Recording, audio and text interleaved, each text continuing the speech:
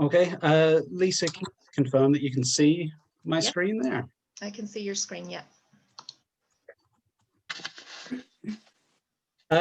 Good evening, everyone. Thank you very much for coming back. This evening, we will be talking about myths and folklore of the Causeway Coast and Glens. So a disclaimer to start with, you bear with me, I'll make sure that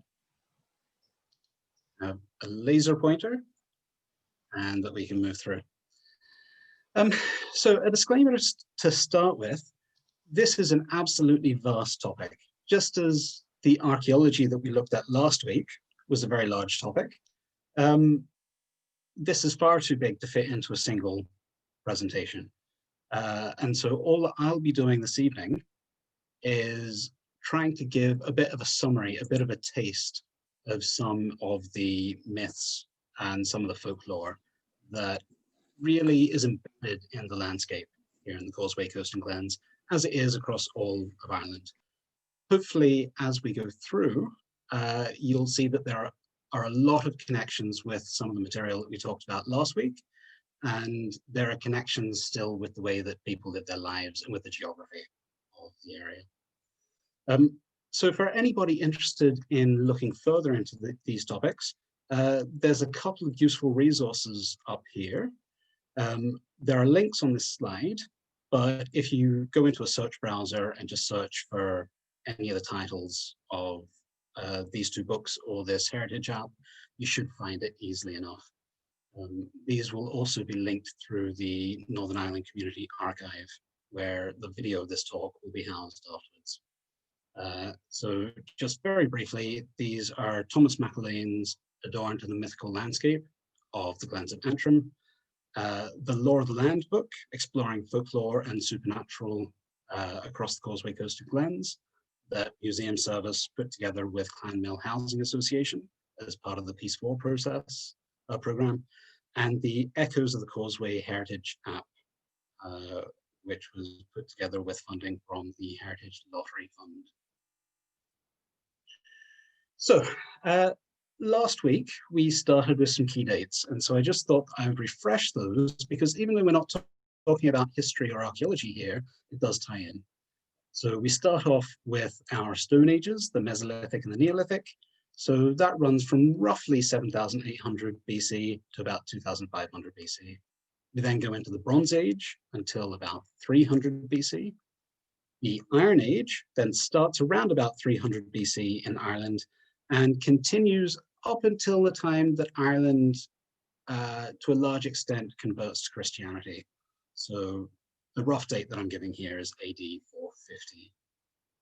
We then transition into the early medieval period, and that's now a historic period. There are things being written down, and that lasts up until the Norman Conquest, which starts in 1169.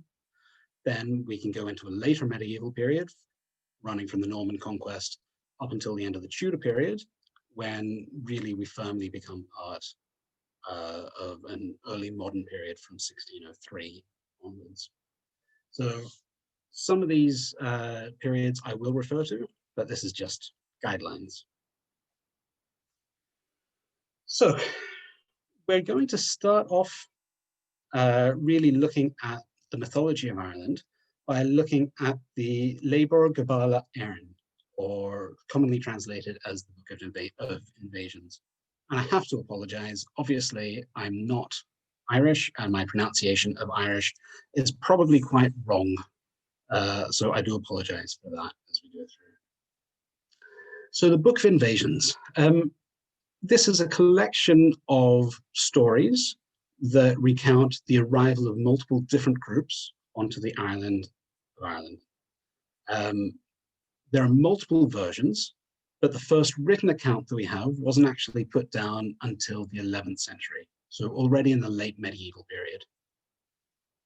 The myths that they're talking about happened in the historic past, or sorry, the prehistoric past. So you can see there's rather a long time between where these myths originated and when they were written down.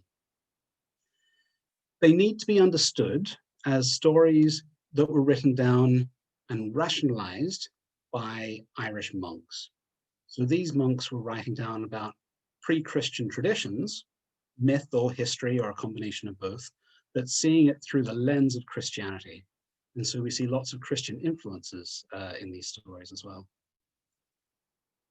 Even though it's ostensibly about history and about the old myths of Ireland, what it did politically at the time was establish pedigrees for various ruling families around Ireland.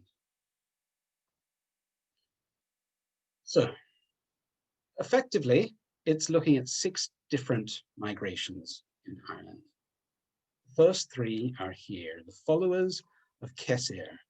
Now, Kessiere was actually a granddaughter of Noah of the Old Testament tradition.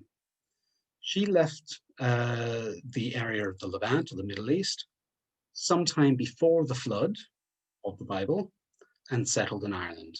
And she brought a following with her. So she brought people with her. They settled in Ireland, but as a whole, they were then drowned by the flood. After a period of time, while Ireland was empty with no people there, we then get a new migration into Ireland, known as the followers of Pathalone. Now, Pathalone was another descendant of Noah. Remember, this is all seen through a biblical lens because it's been written down by medieval monks. Their migration into Ireland, we're told, comes through Anatolia and Greece and through the Mediterranean before going up through Europe across into Ireland. They're well known in the Book of Invasions as the first people to clear plains in Ireland. So they chopped down trees and they introduced domesticated livestock, ploughing and brewing. Now, this might sound quite familiar for any of you who listened to last week's talk, where we were talking about Neolithic farmers who came from Anatolia and Greece, came up through Europe and introduced agriculture and domestication and started the deforestation of Ireland. Ultimately, though, the followers of Pathalone died out as the result of the plague. They were followed, after a period of time, by another migration of people, the followers of a man by the name of Nemed. Nemed was yet another descendant of Noah, and their migration came from the Caspian Sea through Eastern and Central Europe. They arrived in Ireland, and they found there the race of the Fomorians. And the Fomorians are not really described particularly well in terms of what they looked like or who they were, but it seems that really they were the primordial or destructive powers within Ireland. So when the followers of Nemed arrived, they fought against the Fomorians and they were oppressed and ultimately defeated by them. 3 groups of the followers of Nemed then fled Ireland. One group went to Britain, where they became the ancestor of all of the Britons. One group fled to the north, and the third group fled to Greece.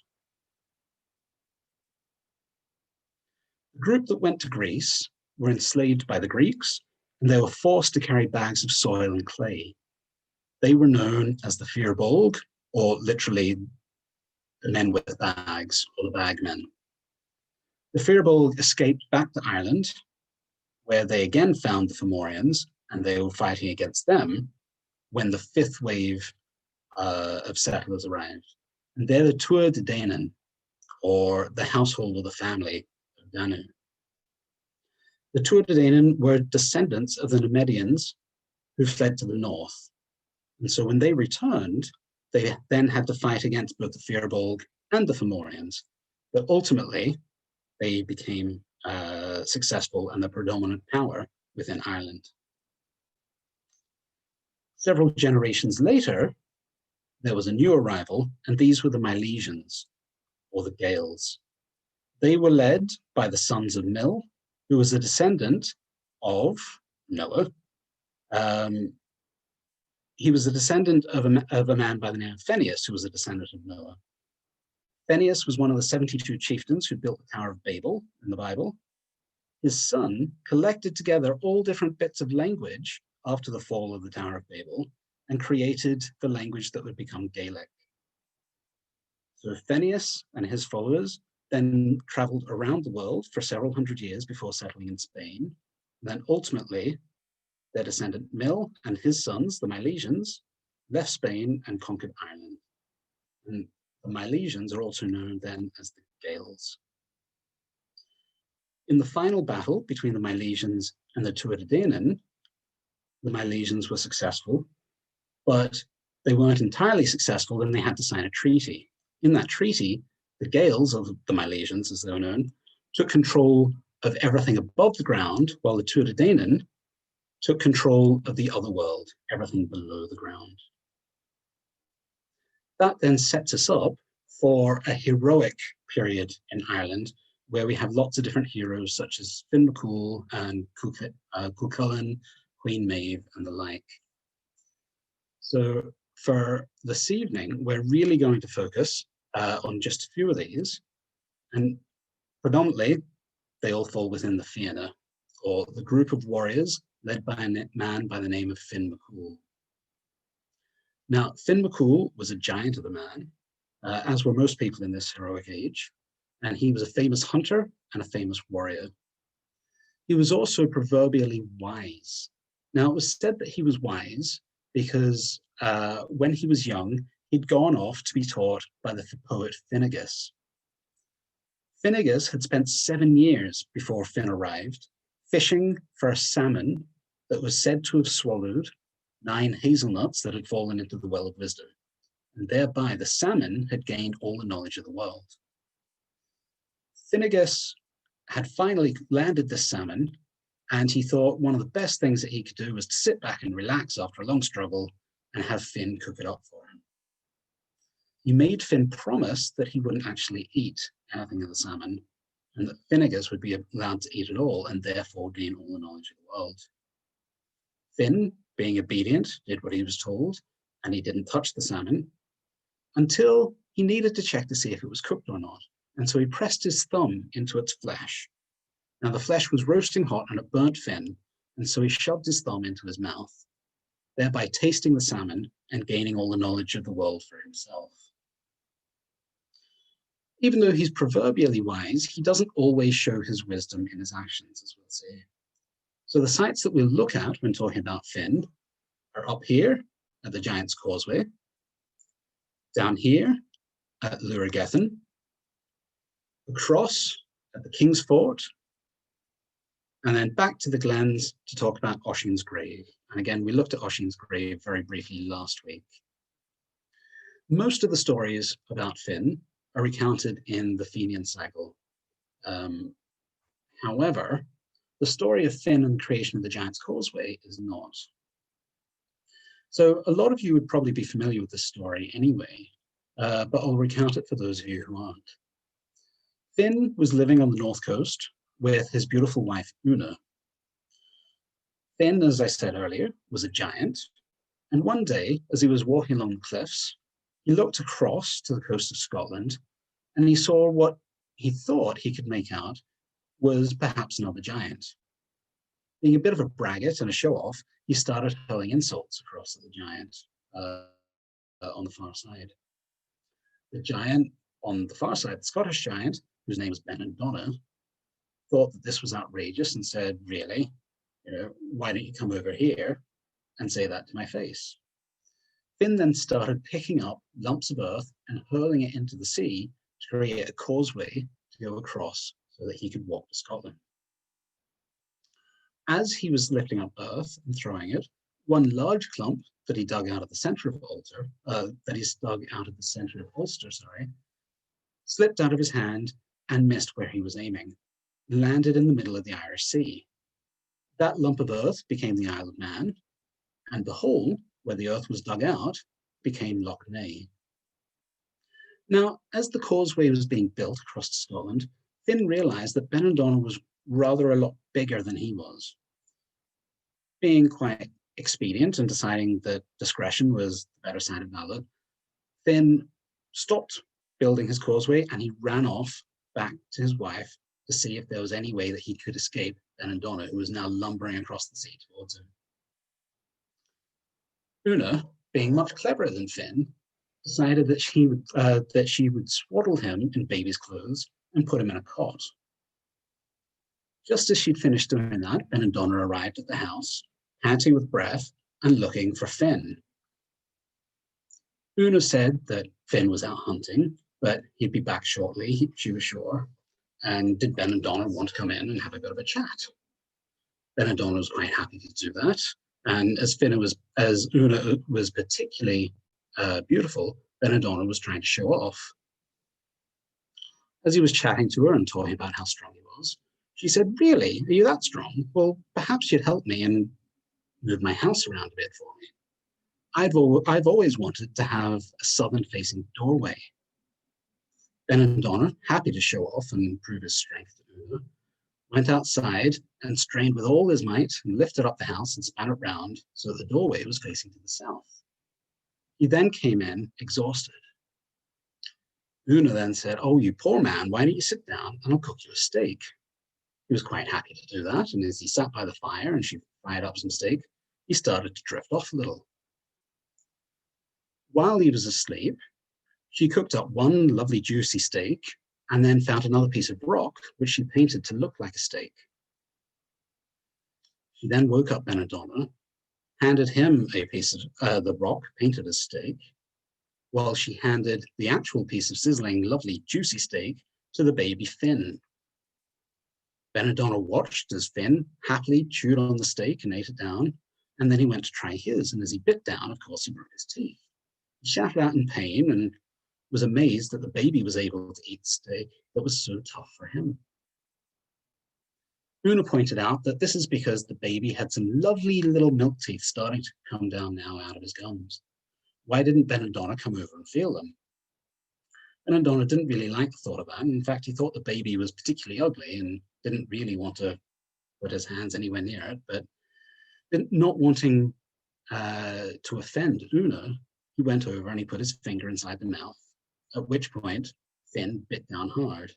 Ben and Donna jumped up and down with pain and ran out of the house thinking, if this is just a baby with milk teeth and it's already so strong and you can already eat through steak that's as tough as a rock, imagine what the father's like. And as he ran back across the Giant's Causeway, he ripped up the stones that linked Scotland to Ireland, leaving just the remains that we see today. Now, this story, of course, is fairly well known, but something that popped up in the news recently that I hadn't realized before was that it was also said in Ireland that one of the stones that was being thrown across to Scotland to build the causeway had missed and had landed out in the Atlantic. That rock is known as Rock All, and it sits here, way out in the Atlantic, sort of partway between Ireland, Scotland, and the Faroe Islands. This rock is important today because of Brexit. In Ireland, this is considered part of Ireland, and the story of the Giant's Causeway and Finn Mccool and the creation of this rock links it very firmly to an Irish mythology. Geographically, it's slightly closer to Scotland, and ever since the 1950s has been claimed as part of the United Kingdom. So it was very recently, back on January the 5th, that we had run-ins between Scottish patrol boats and Donegal fishing vessels. Donegal fishermen being told that they can't fish within British waters, and of course then claiming that they weren't British waters at all, but on account of Finn Mccool, they were part of Ireland. So, the next link in with Finn Mccool and the Fianna that we have is a mountain called Luragethin. Luragethin overlooks Waterfoot and Cushendall and Red Bay. So this is Red Bay just here. We have Cushendall, Waterfoot, and this large mountain here is Luragethin. Luragethin has on top of it, according to folklore, that was the Dun Clan na Morna, or the fort of the Clan Morna. Gol MacMorna was one of the leaders of the Fianna, these warrior hunters of whom Finn ultimately became the leader. Gol MacMorna had served under Finn's father and had ultimately killed him for leadership, but not before Finn's father had taken Gol's eye out. Gol Gol in Irish means blind, so blind McMorna. On top of Lebor Gabála was traditionally his home and the home of his family. What we can say as archaeologists, and hopefully that you'll be able to make it out in this slide, is that there's actually a promontory fort dating from the late Bronze Age, the late Bronze Age to the early Iron Age on the tip of Lebor Gabála. So here, if you can see where I'm putting the laser dot, you might be able to make out 3 lines running across the peninsula. They're actually ditches and banks marking off the enclosure on the inside from the approach outside. So here we have our myths, again tying in with an archaeological reality. This hollow in front of the promontory fort, here in Lebor Gabála, is known as the Lag na Fianna, or the hollow of the Fianna. And it's said that that is where the Fianna would camp and stay when they were visiting the Glens of Antrim. The next site linked into the Fianna is the King's Fort. You can see it lies here near Drumsown, roughly equidistant between Dungiven, Garva, and Limavady. The King's Fort, archaeologically speaking, was an early medieval high-status rath. It's such a large monument. There's a large ditch running around here with a bank on the inside, that it was quite possibly a royal enclosure in the early medieval period. Here it is overlooking the Roe Valley. The story, though, is that Finn and the Fianna used to come here and camp when they were visiting this part of the country. When they were camping, they used to fall asleep, and when they'd wake up, all of their food was gone. They couldn't work out what was happening. Eventually, they decided to pretend to fall asleep but stay awake. They realized that there was a witch by the name of Maeve who would come down in the nighttime after they'd fallen asleep and steal all of their provisions. Outraged, members of the Fianna started throwing stones at her. The first stone struck her as she fled up onto the nearby hill. Here we have the stone known as the Mavestone, and there you can see the promontory fort, the raised rath known as the King's Fort. So this first stone, the Mavestone, struck her as she was running away, and it struck her on the collarbone with a small Gedain. And after that, the hill is known as Smallgeddon. The next rock struck her as she ran away further, and it hit her in the breast in a place now known as Legevanin, the Valley of the Breast. So there's a townland and a road known as Legevanin. Finally, she was hit by another rock in Legenanin. Legenanim means the Valley of the Soul, and that is the place where Maeve's soul departed. So again, these places, these place names still exist in Ireland, and they're linked very much directly back to the mythological past. So you can see once more that we're combining archaeological features, such as the King's Fort, with mythology to get the geography that we still live within today.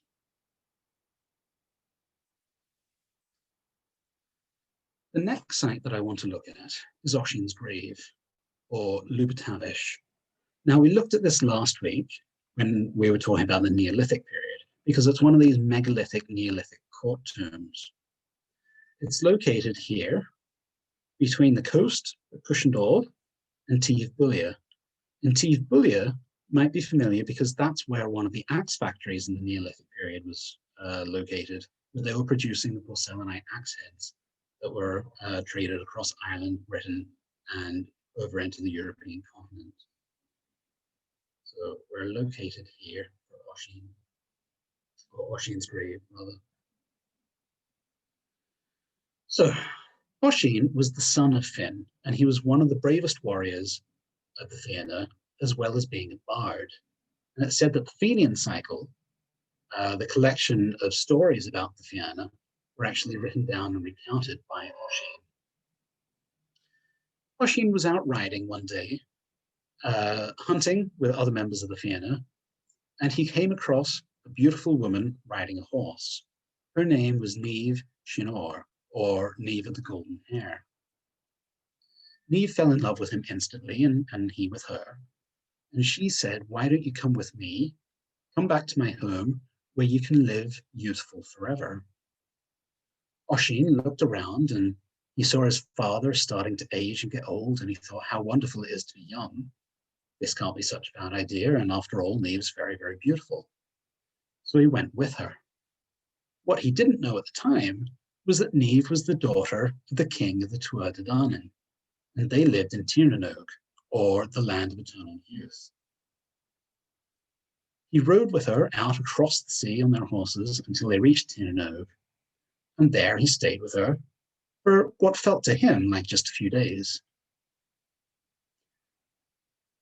When he decided he might want to pop back and visit his father and let him know how well he was getting on and tell all of his friends, the fellow members of the Fianna, just how wonderful it was living in Tirnanog with all the feasting you could do and all the hunting you could want. He told his wife, Niamh, that he was going back, and she said, "I don't want you to, but if you insist, that's okay. Just promise you never get down off your horse." He thought that was a bit of a strange request, but accepted it, and off he rode back across the sea to find his friends of the Fianna. When he arrived back in Ireland, he was riding round, and while the landscape looked the same, all the mountains were in the same places and the rivers were the same, all of the old places that he used to go with the Fianna were gone. Their campsites were gone, and the landscape was dotted with little stone buildings filled with strange people wearing great clothes and ringing bells, and he didn't quite understand what was going on. He stopped and spoke to a couple of men who were trying to move a boulder out of the trackway, and he asked if they knew where any of the Fianna were and where they could be found. They pointed out that the last of the Fianna had died over 300 years ago. So what had felt to Oisin like only a few days in Tirnanog had actually been over 300 years in our time. Everyone that he knew had now died, and he was the last of the Fianna left alive. He thought this was an awful thing and was determined to ride back to Tirnanog straight away, when the men that he was talking to beseeched him to help them to move the boulder off the ground. He was still part a giant, like his father had been, and to him, the boulder didn't look very large at all. So he thought he'd just do it very quickly and easily, get it out of the way, and then he'd ride off back to Niamh. He hopped down off his horse to lift the boulder off the ground, but as his foot touched the ground, 300 years caught up with him, and he started to age immediately and quickly died. The men then buried him up on the hill where he'd been helping them, and that's where we come to Oisin's grave. This is where they buried him, according to the local stories. The famous Ulster poet, John Hewitt, wrote a poem about this location, and there's a memorial to him up just next to the monument itself. So I'll read through this. It's called Oisin's Grave, Lupitavish, County Antrim. We stood and pondered on the stones, whose plan displays their patterns still, a small blunt arc, and sill by sill the pockets stripped of shards of bone. The legend has it, Oisin lies beneath this landmark on the hill, asleep till Finn and Oscar rise to summon his old bardic skill. In hosting their last enterprise, this stricter scholarship denies, declaring this megalithic form millennia older than his time. If such lived ever, out of rhyme, was shaped beneath Sardinian skies, was coasted round the capes of Spain, brought here through black Biscayan storm, to keep men's hearts in mind of home, and its tall sun god, wise and warm, across the walls of toppling foam, against this twilight and the rain. I cannot tell, would ask no proof, let either story stand for true, as heart or head shall rule. Enough that our long meditation done, as we paced down the broken lane, by the dark hillside's holly trees, a great white horse with lifted knees came stepping past us, and we knew his rider was no tinker's son. So even back again, we're looking at the middle of the 20th century. We have John Hewitt here appreciating the link between the mythology and the archaeology, and accepting that both can sort of coexist side by side. With Oisin, though, we move into a new period, because when he comes back to Ireland, it's very much an Ireland that is Christian. And it's said that he may perhaps have met with Ireland's patron saint, St. Patrick. So linking in with St. Patrick now, there's a couple of sites in the North Coast only that I want to talk about that link in with Patrick. But very briefly, we will have a look at Slemish Hill, at Crook Patrick, and then at Coleraine and at Tubba Patrick at Portstewart. So Patrick, as I'm sure most of you will know, is Ireland's favourite Briton. He was a Romano-British boy who was kidnapped by Irish pirates from possibly what is now Cumbria, possibly what's now Wales in Britain. He was brought across as a slave to Ireland, and into his teenage years worked as a shepherd on Slemish Hill. So here's a photograph of Slemish here near Ballymena. Hearing the voice of God in a dream, willing him to get up and escape, he escaped from Slemish, fled back to Britain and ultimately back to the continent, where he trained as a monk. Their further dreams prompted him to come back to Ireland to try and convert the Irish to Christianity. Now, he wasn't the first person to come to Ireland to try and convert the Irish, but he was certainly the most successful that we're aware of. After some time living in Ireland, he went to the holy mountain that's now known as Crook Patrick in County Mayo. Crook Patrick, he sat at the top and he meditated alone for 40 days and 40 nights.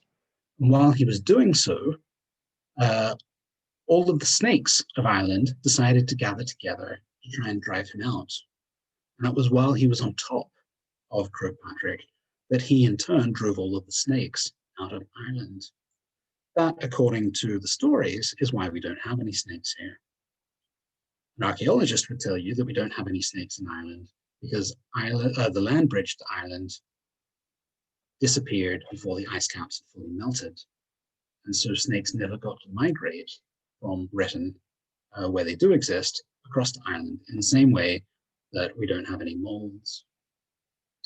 Now, I bring up the snake link because it might be important later on. In the tripartite life of St. Patrick, we have the earliest reference anywhere to a settlement at the site that we now call Coleraine. In the tripartite life of St. Patrick, it's known as Coolrahan, or the Ferny Corner. Patrick had been traveling around Ireland, missionizing and converting people, and he arrived on the north coast, and speaking with the local chieftain Nansula, he asked for a piece of land to build a church on. The local chieftain gave him a rough patch of ground covered with ferns by the River Bann. So that's where we get the term the Ferny Corner, or Coolrahan, from, which in turn comes into Coleraine. The current site of St. Patrick's Church of Ireland, shown here in Coleraine, sits above a medieval church. This medieval church was found during renovations at the Coleraine Church, and they've got a glass floor inside, so you can actually see some of the remains. We don't know whether there was an earlier medieval church directly below the stone foundations that we do have, but it's quite likely. So that it's possible that this is actually the original location of the early medieval church, supposedly set up by St. Patrick. Linking in with the story of St. Patrick and the story of the Ferny Corner, the doorway to get into the church, as you can see here, is actually decorated with repeating motifs of the shamrock of St. Patrick and sculptural decoration of ferns, reflecting back to our Ferny Corner. At Portstewart, just above the Portstewart Strand, there is a freshwater spring. Now that freshwater spring is known as Tubber Patrick, or Patrick's Well, and it's a sacred site and holy spring. Again, as an archaeologist, you can look at it and understand why a spring like that might be important. It's a constant freshwater source above the coast, above the salt water of the sea, and near the mouth of the dam. So people living in this area could access fresh water whilst making use of the fishing resources, the marine resources nearby. At this site, said to have been founded by St. Patrick, the water was still being sold by local residents, pilgrims, as late as the middle of the 20th century. So it continued to have this attachment and this sanctity that St. Patrick gave it well into recent years. We'll now move on from St. Patrick to look at St. Murragh, or St. Murragh O'Heny. His stories are located here down at Banagher, south of Dungiven. In Banagher Glen now, there is one of the very few remaining ancient woodlands anywhere in Northern Ireland. Really, the important ones for us in Causeway Coast and Glens are here at Banagher Glen and at Breen in the Glens of Antrim. So within Banagher Glen was said to be an ancient serpent. It was a snake that St. Patrick had missed, said to have been left behind from the beginning of the world. It could breathe flames, and it traveled around the Roe Valley and destroyed people's crops and ate their livestock. The people of the Roe Valley sought out the local holyman, a man by the name of Murragh O'Heny. They asked him for his assistance. He agreed to give them their help, and he prayed for 9 days and 9 nights, and then he knew what to do. He took 3 rods made out of reeds and made his way to Banagher Glen to find out where this giant serpent, known as Kessiere, lived. Within Banagher Glen, he found the Ligna Kessiere, or the hollow of the serpent. Here, he found the ancient snake. When the Kessiere saw Murragh approaching, he was sure that Murragh was merely a sacrifice sent by the local people to calm him down and stop him stealing their cattle. Murragh played along with this, but asked first, before Kessiere ate him, whether he could just carry out one last ancient task. Kessiere was happy to oblige, and lay down still in the water while Murragh placed the 3 rods that he'd made out of reeds across his back and started to pray. Suddenly, the rods turned into bindings as strong as steel and caged him in. Kessiere struggled, but as much as he struggled, the rods in the cage just got stronger and stronger. Murragh then banished him. He didn't kill him, but he did banish him. And he took him out into Loch Foyle, where it said that Kessiere still lives below the surface of the water, and he's the cause of all of the strange tides that you get there. Murragh himself was then, when he died many years later, buried at Banagher Old Church. And this little structure here is the tomb of St. Murragh O'Heny. The interesting thing about the tomb is that the living head of the O'Heny household, or the O'Heny clan, is able to go into the tomb and retrieve sand. And this special sand, known as Banagher sand, is said to bring good luck.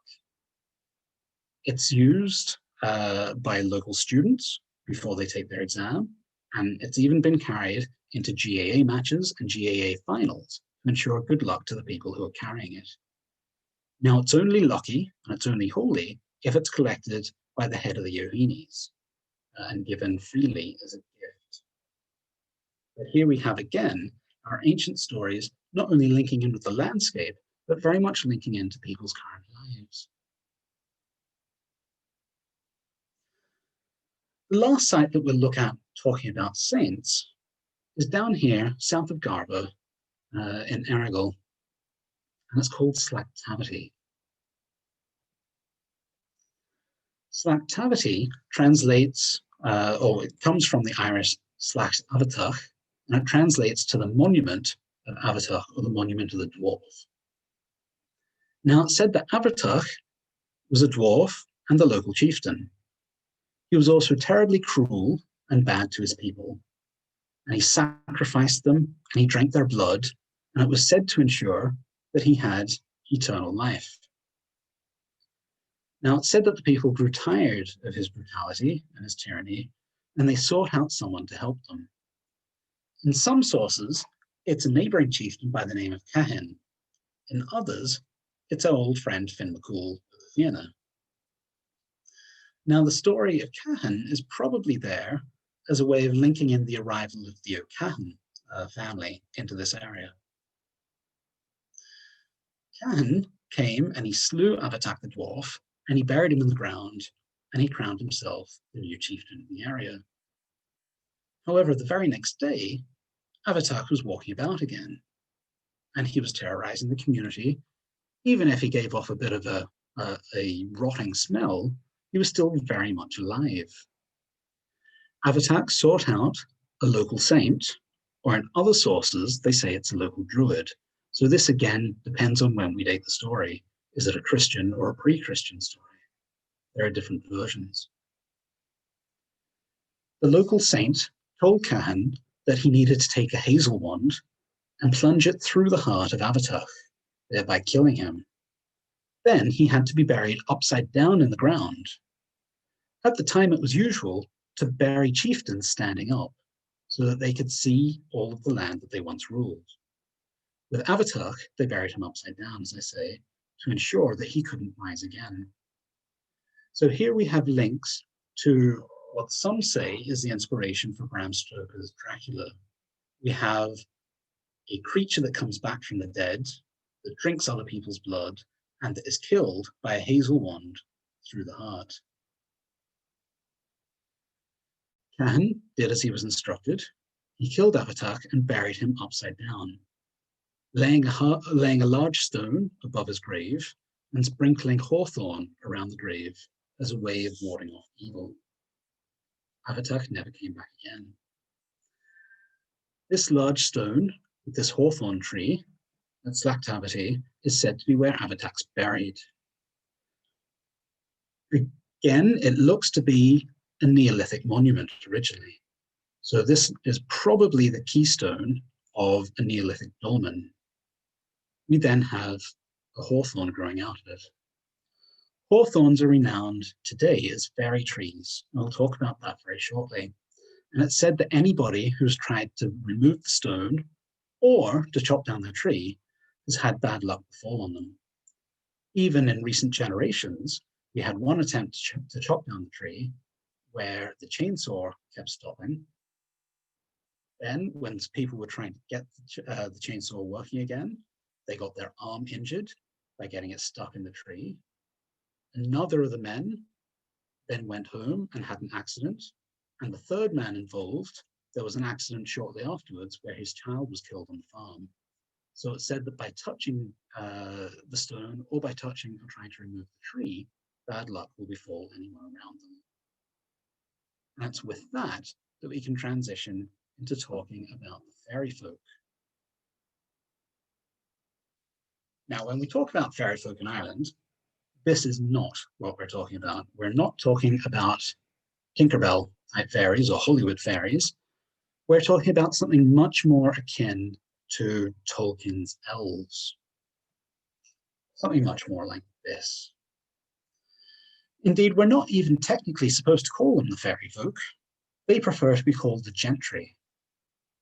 So the gentry are a general name for supernatural beings that are still said to roam about the countryside of Ireland. Different sources give different backgrounds to them, but generally it's said that these are the remains of the Tuatha Dé Danann, or the household of Danu.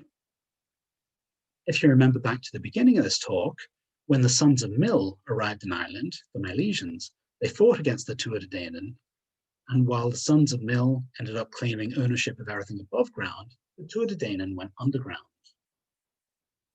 From that, it seems that they have then developed into what we know as the gentry or the fairy folk. Other names for them are the She, or the She folk, or the Ishi, which can be translated as the people of the mounds. So again, this links in with this idea of mounds or ancient monuments being ways to access the underworld and being doorways through which the gentry can come into the world above. As late as the 20th century, newspaper columns could be found discussing whether these fairies were, quote, fallen angels who were not good enough to be saved or bad enough to be lost, or gods of pagan Ireland who, when no longer worshipped and fed with offerings, dwindled away in popular imagination and then turned into fairies only a few spans high. One of the sites known to be the most prominent and important of the fairy mounds, and said by some to be the doorway to Tir na Nog, the land of eternal youth, is here at Tivra, near Cushendall. So here's Cushendall down on the coast, and here's Tivra sitting up above it. There's another bit there. So this is said to be the key home of the gentry, or the key gateway into their home, rather. But they're also said to live all across Ireland, both in Ulster and in the other provinces. By nature, fairies or the gentry tend to be considered unpredictable.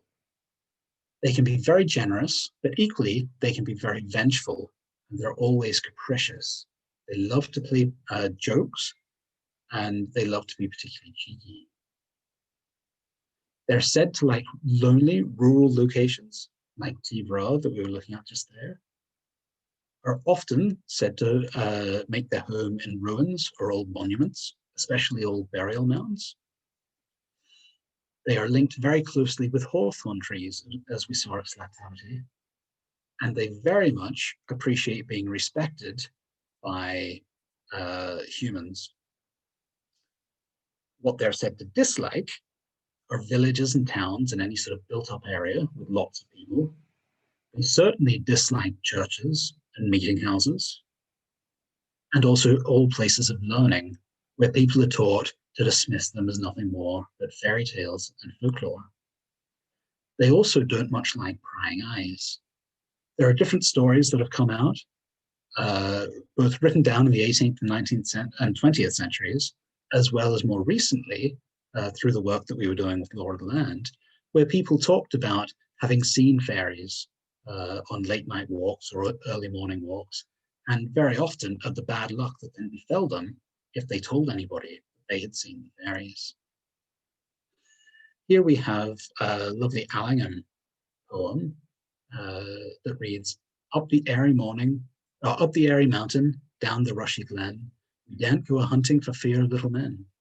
We folk, good folk, trooping all together, green jacket, red cap, and white owl's feather. Typically, the gentry are said to dress in Ireland in red. In the Glens of Antrim, on Ruthland, as in much of Scotland, often they're said to have green jackets, but still a red cap or a red cloak. They're also often said to have red hair, and this color red is usually associated with them in some way. Often when members of the gentry have names that are known to people, they're followed by the suffix ro or ray, meaning red. The close association then between fairies and red, especially with red hair, has a very real impact on red-headed humans as well. In the 19th and in the early 20th century, red hair was viewed as a sign that the person or their mother had communion with fairy folk, and this was always treated with caution. Red-haired women were especially hard done by this, and it was a cause of great suspicion. It was considered very, very unlucky indeed to meet a red-haired woman in the morning. For those who were unfortunate enough to do so, it was said that nothing would be right for the rest of their day. So there are many different types of fairy, or fairy folk, or she folk, or gentry. One of the most common that I'm sure most people here would have heard of is the Banshee. We're from Irish Banshee, which can translate directly as women of the She, or women of the fairy folk, or it might translate to the white women, or the white fairies. Banshees are said to be attached to royal families and to families of chieftains. So there would be one Banshee per family, and it was their job to alert the family when death was coming, or when death had occurred, but the body had not yet been buried. One of the stories, one of the more famous stories, is located in Dungiven in the Roe Valley, and it concerns the Banshee Gronja Roe. Gronja Roe was the Banshee of the O'Cahn family, and she lived on the hills of Benbrada. Now the O'Cahans had a daughter by the name of Fionnuala, commonly known these days as Finbola. She was the chieftain's only daughter, and he took her with him everywhere that he went. He was travelling across to Islay in Scotland, and there she fell in love with a MacDonald who was living there, the son of the local chieftain. They agreed that they could marry on the condition that when Fionnuala died, she would be buried back in Dungiven. Of course, this was accepted, and the two, in due course, were married. Many years later, Gronja Roe, the Banshee, started howling on the hills of Benbrada. Fionnuala's brothers, who were then ruling the O'Cahn family, rode around checking with all of their family members and found that they were all alive. They couldn't work out what was happening until one of them remembered that their sister, Fionnuala, was away in Scotland. They travelled across to Scotland to the MacDonald family, and sure enough, they found that Fionnuala had sadly died. Her husband was so grief-stricken that he didn't want to part with her body. And it wasn't until there was much discussion and agreement reached that he did, and she was taken back to Dungiven and buried. It was only at that point that the Banshee, Gronja Roe, stopped howling. And these stories continue to appear all across Ireland, including across Northern Ireland, about different Banshees. Out at Dunluce, we have a Maeve Roe. In Castlecat, there's a May Ray, which seems to be an Anglicisation of Maeve Roe as well. And we find them again and again, and usually with the nickname of Roe or Ray. One of the other common types of leprechaun, and perhaps the single most offensive image that I'm using in tonight's talk, is the leprechaun. This image is a postcard in Coleraine Museum's collection, showing how leprechauns are often treated today. They're getting a bit of a hard rap, it has to be said. Traditionally, leprechauns are said to be low-born fairies, or perhaps the sons of evil sprites and degenerate fairy women. They tend to be solitary in nature, either as the result of wanting to keep away from their mothers, who are always scheming to get them to marry particular young and beautiful fairies, and that then leaves them ostracized by fairy society. Or it's said, and this is a quote from, again, an early 20th century source, maybe they have learned the hollowness of fairy friendship and the deceitfulness of fairy femininity, and have left society of his own accord in disgust at its lack of sincerity. That, I suspect, probably says more about the author of that quote in the early 20th century. But it gives you a bit of an idea of the background of who leprechauns are supposed to be.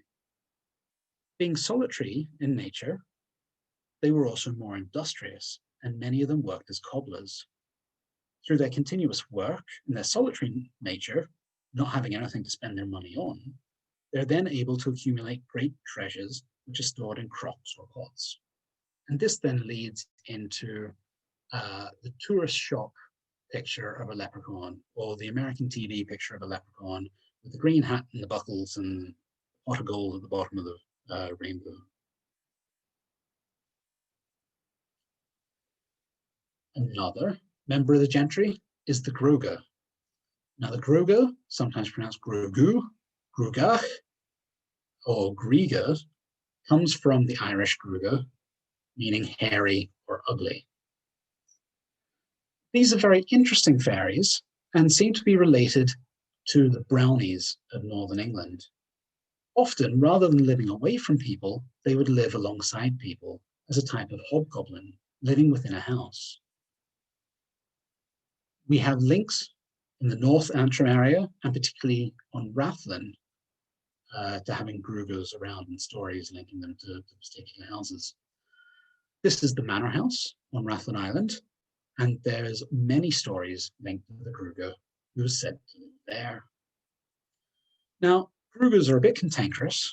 They're willing to be very, very helpful, but they don't want to be seen to be doing it because they want something from people.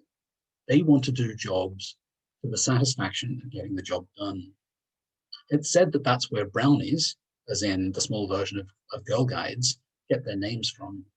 Creatures that scurry around and do good jobs and good deeds for people just for the sake of doing it. So a Gruagach is said to be a diminutive man. He's always very hairy and very ugly. Sometimes he wears animal furs, sometimes not. Sometimes he's just very hairy himself. The Gruagach on Rathlin Island was known and respected by the family who lived there, the Gage family, and it was said that they always paid him great respect. One of the stories goes that when you entered the house, you had to change out of your outside shoes and into red slippers. Only by changing into red slippers would you keep the Gruagach happy. Now, there's various good deeds that he did for the family, but one of the most important was he woke up family members, apparently, one night when there was a fire. And so they managed to escape the house unharmed. Stories of Gruagach nature include the likes of one from the Glens of Antrim, who was asked, who used to thresh the harvest for a local farmer.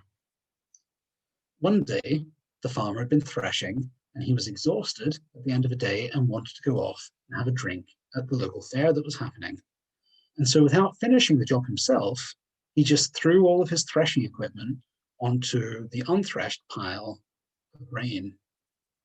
That night, the Gruagach came in, saw the threshing tools on the pile of grain, and thought that this was expected of him and that he was supposed to thresh the entire pile himself. He worked so hard throughout the night that it's said that he died, and his grave can still be pointed out by people in the area.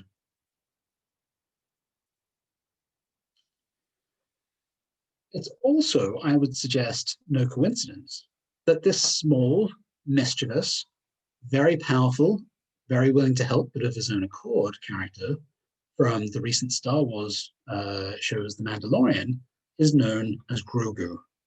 Very, very closely linked to Gruagach. Again, he's small, he's hairy, he's ugly, and he kind of does what he wants. Moving on now to mermaids. And we're very close to the end, so I'll rush through here. Mermaids were well known around the coast of Ireland, and there's one particular story that seems to be recounted in various places, certainly in the Glens, on the banks of Loch Foyle, and on Rathlin as well. And it's about a farmer who stumbles across a mermaid as she's brushing her hair on the shore. He quickly snatches her and drags her away from the shore and convinces her to marry him. She concedes, but takes off her fish lower half, where miraculously she then grows legs. And she hands that to the fisherman, and she says, please take this and hide it away, because sooner or later, I'll want to go back to the sea. And as long as I don't have my tail, I can't. So the fisherman goes off and puts it up in the rafters of a barn or in a house, or buries it deep amongst the tools. and they live happily together for several years, having multiple children.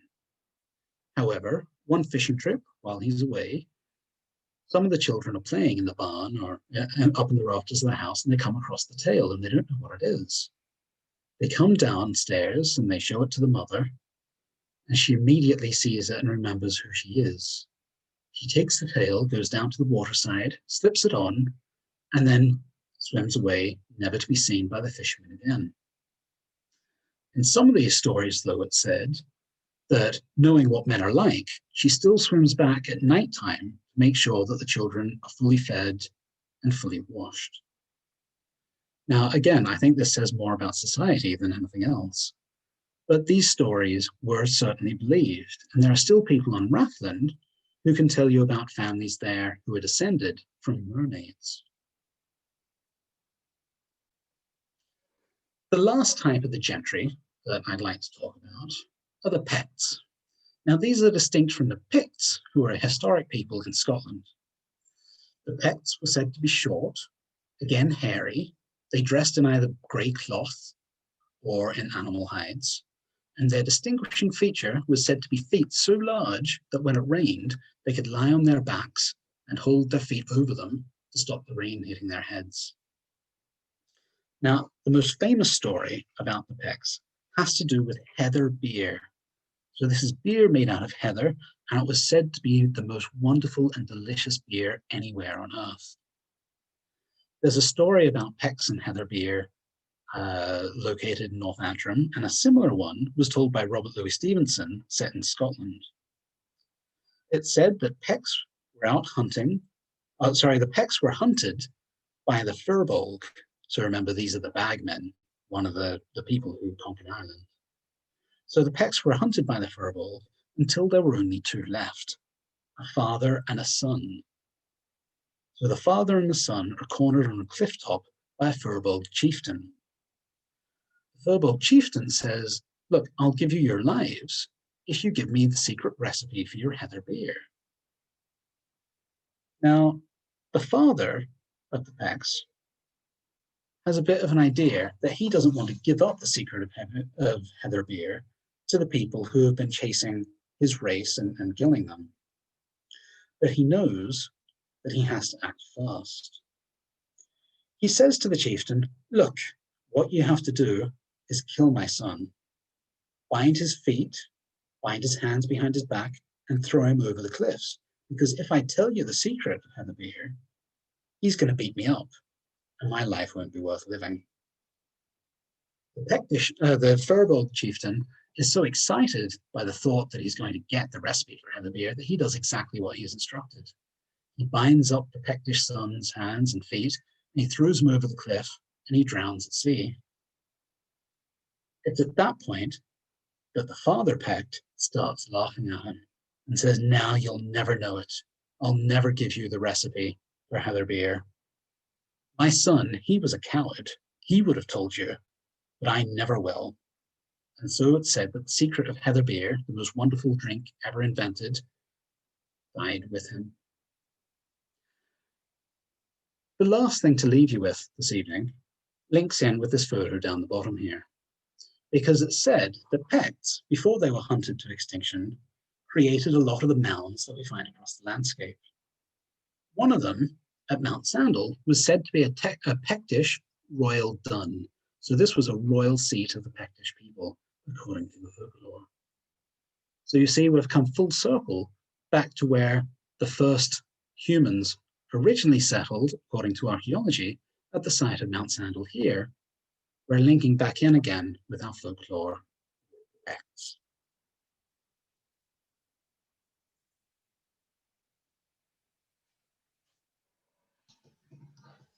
So thank you very much, everybody, for bearing with me. I see there is a couple of chats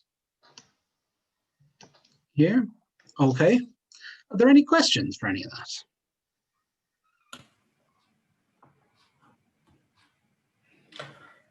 Excuse me. Hello. I want to show why Snake is not here. I'm not clear. Why Snake is not here in the island? in Ireland. Yes. Yeah, there are two stories. So the story that I referenced tonight is it said that there were snakes in Ireland until St. Patrick banished them. And St. Patrick banished them because they were trying to stop him from communing with God on the top of Croagh Patrick. And so he drove all of the snakes out of Ireland. Archaeologically speaking, it looks like Ireland became an island before the ice caps had fully melted. So at the time that Ireland was joined to continental Europe and snakes could have arrived here, Ireland was covered with ice caps. And so it wasn't hospitable for them. And by the time the ice caps melted and retreated, there was a water barrier, so the snakes couldn't get across. So there's certain animals that you can find in England and in the rest of continental Europe that you can't find here. And the two most obvious versions are moles and snakes. Thank you very much. Is it mean that snake cannot survive here? Or if somebody can bring snake here, can they establish their family? I mean, snake's family, can they establish, or is it a...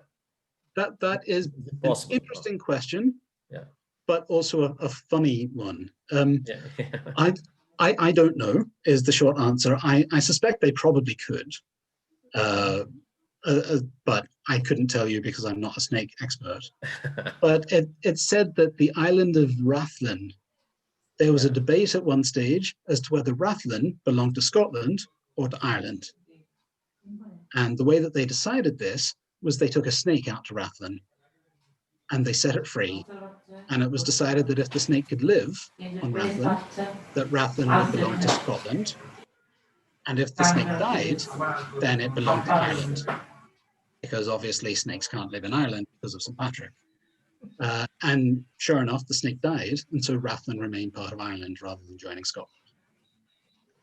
Thank you very much. Thank you. We do not expect snake here. We are very nice without snake, because that's very poisonous, you know. Yes. so we are fine without snake. Thank you, Saheed. Yeah, Any other questions, folks? Bonnie? Can I ask a question? Just about the Mount Sandal, the Mount at the Mount Sandal, what is that a man-made structure? What was it for? It seems to be a man-made structure.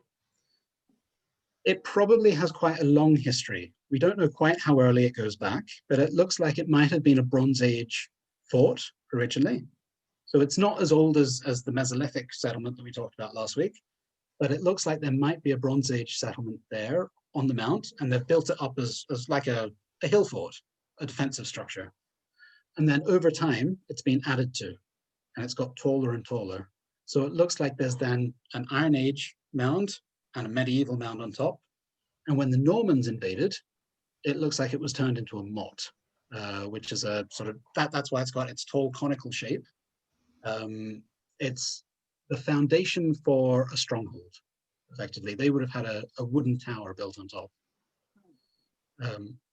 Later on again, into the early modern period, in the 17th century, it looks like it was turned into an artillery emplacement for a defending Coleraine town. So it has quite a long history. Okay, thank you. You're welcome. Any other questions there, folks? So I have a question. Okay.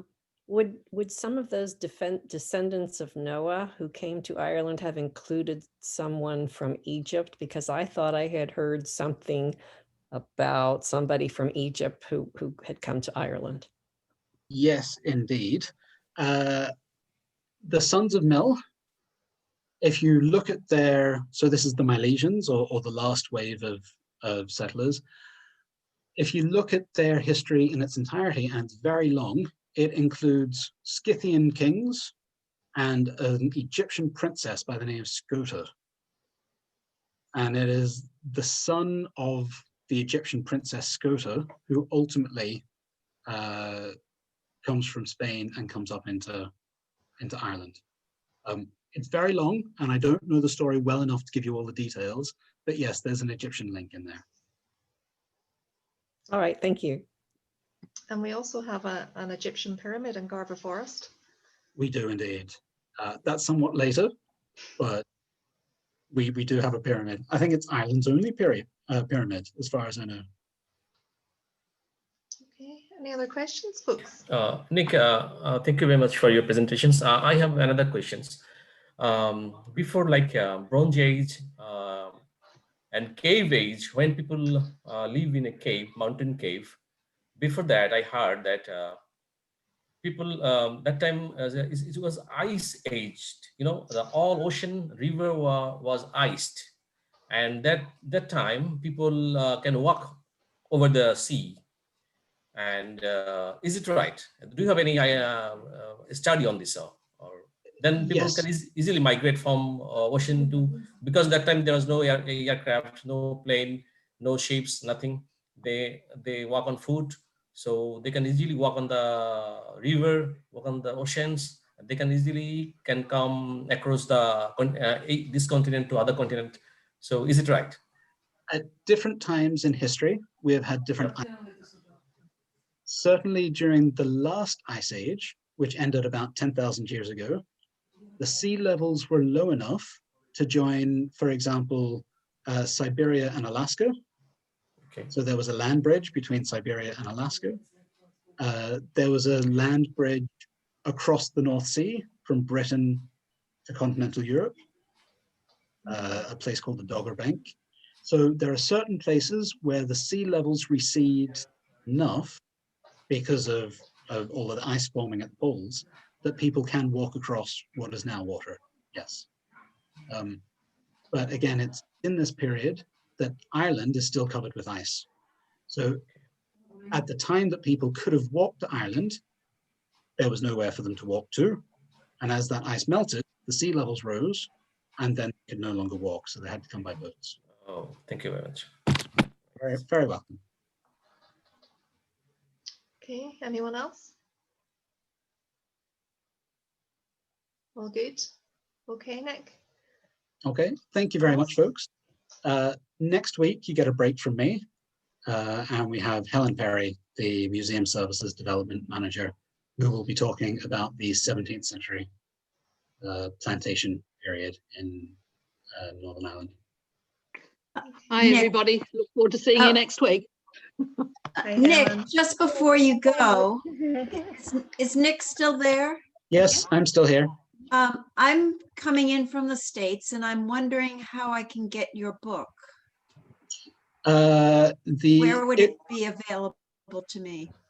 If you're happy to use a PDF to look at a digital version, Oh, you can yes. access it through the link. So there was a link that I showed this evening. Otherwise, I know that Lisa's going to circulate a link for the website later on, and that will have links on it that you can click on. All right, very good. Thank you both very much. Thank you.